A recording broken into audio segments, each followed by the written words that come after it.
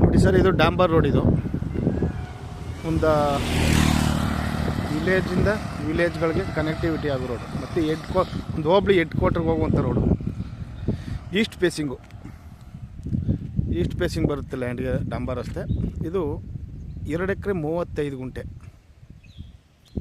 Box ಟೈಪಲ್ಲಿ square ಆಗಿದೆ, ಫ್ಲ್ಯಾಟಾಗಿ ಒಂದೇ ಮಟ್ಟಕ್ಕೆ. ಮತ್ತು ಎಲೆಕ್ಟ್ರಿಕ್ ಲೈನು ಕೂಡ ಐತೆ.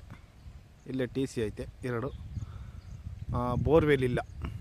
ಬೋರ್ವೆಲ್ ಅಂದರೆ ಅಕ್ಕಪಕ್ಕದವರೆಲ್ಲ ಅವೆ ತೋಟಗಳೆಲ್ಲ, ಅಕ್ಕಪಕ್ಕದಲ್ಲೆಲ್ಲ ಆ ಕಡೆನೂ ತೋಟ ಈ ಕಡೆನೂ ತೋಟ, ಅವ್ರಿಗೆ ಹೋಗಿರ್ತಕ್ಕಂಥ ಲೈನ್ ಅದು.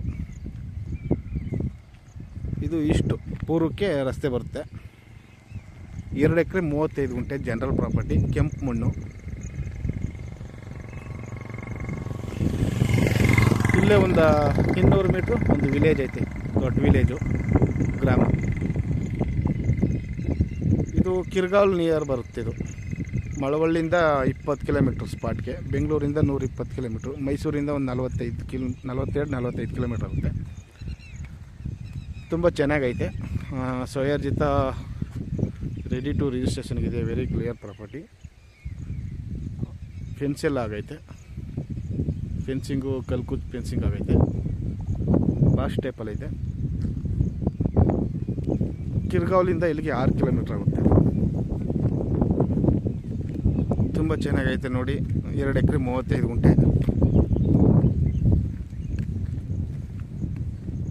ಇವರು ಕ್ರಯ ಮಾಡ್ಕೊಂಡಿರೋದು. ಈಗ 3 ಕೈ 4 ಕೈ ಚೇಂಜ್ ಆಗೈತೆ.